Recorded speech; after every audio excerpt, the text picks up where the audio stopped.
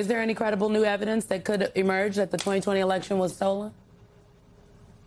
No, this is pure fantasy, of course. He lost the election by more than 7 million votes to Joe Biden, who beat him 306 to 232 in the Electoral College. There are 60 different federal and state court decisions, including by 7 or 8 judges who he appointed to the bench, rejecting every claim of electoral fraud and corruption. There was an effort in 2016 of foreign forces, specifically Vladimir Putin, to interfere in our election, and there was overwhelming evidence brought forward by our intelligence agencies, and Donald Trump rejected that overwhelming evidence. He was the one who did it, and then he openly invited foreign forces to do the same thing in 2020. In any event, we've got safe, free and fair elections in America, and that's what troubles Donald Trump. He wants to try to provoke and manufacture a crisis here that doesn't exist. And at least the reporting suggests that he's going to be pinning it all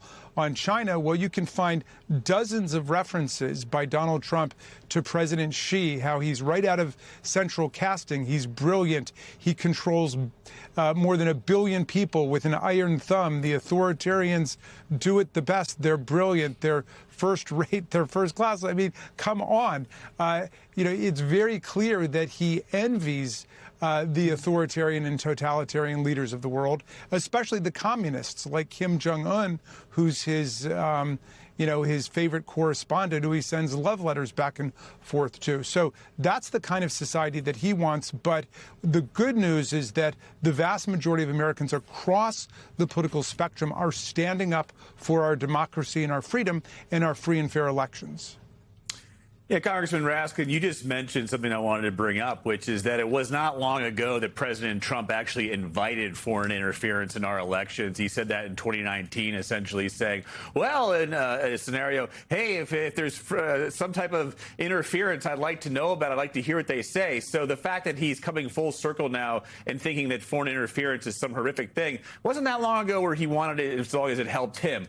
All that being said, I'd like to bring the conversation over to Todd Blanche, and as he continues to move through the Senate in an effort to become Attorney General. It's now come to light that he has really been in charge of a significant program inside the White House to weaponize the Department of Justice. The New York Times talks about it like this.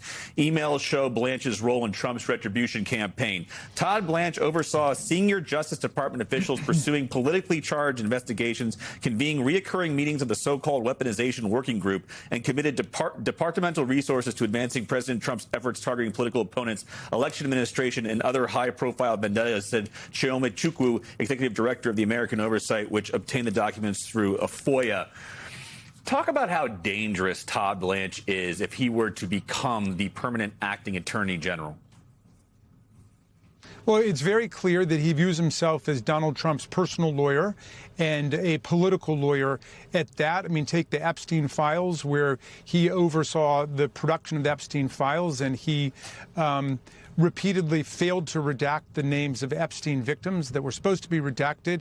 And then he has concealed around 2 million documents, refused to release and produce 2 million documents that were required by federal statute, by the law that we passed in Congress. So he's participated centrally in that cover-up. He infamously went and spent all of that time with Ghislaine Maxwell just to make sure that she didn't have anything untoward to say about Donald Trump. And when he was satisfied that she was no threat to Donald Trump, what do you know? She got transferred to the cushiest, prison camp in California, which they call Club Fed, and had all kinds of special perks afforded to her there, including meals brought to her cell, special communications privileges, special workout privileges, and so on. It's an outrage. I mean, to our knowledge, there's no other convicted sex offender in the system who's been placed at that prison, and they have not denied or rejected that. So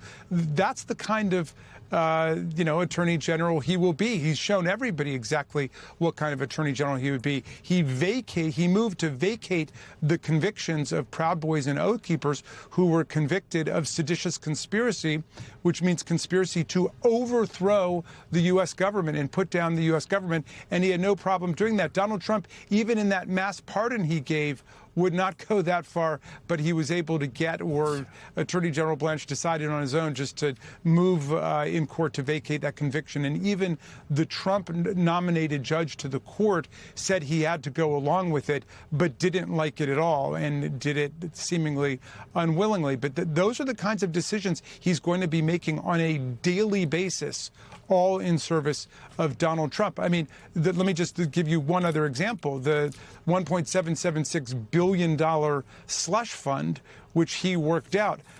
Yesterday, everybody has got to check out the decision of the federal district court in the Southern District of Florida, because it was absolutely eviscerating, saying that the Department of Justice and Donald Trump had colluded in trying to pull over a fraud on the court in order to perpetrate what was clearly a fraud on the country. They wanted to take $1.8 billion, put it in Donald Trump's pocket so he could turn around and give it, or give some of it anyway, to Proud Boys and Oath Keepers and other convicted cop-beating criminals who all want to play Who Wants to Be a MAGA Millionaire. And that's what it's all about. And this guy thinks that that's practicing law. The judge in that case referred the lawyers for bar discipline under Rule 11, saying that they should be sanctioned for what they did in trying to pull a fast one over the federal judiciary. They had no interest, she said, in actually bringing a case to court. They had an interest only in staging this fraudulent settlement. And part of her decision was forbidding them ever to refer to this in court again as a settlement, because she said it was not a settlement. It was just a fraud on the court.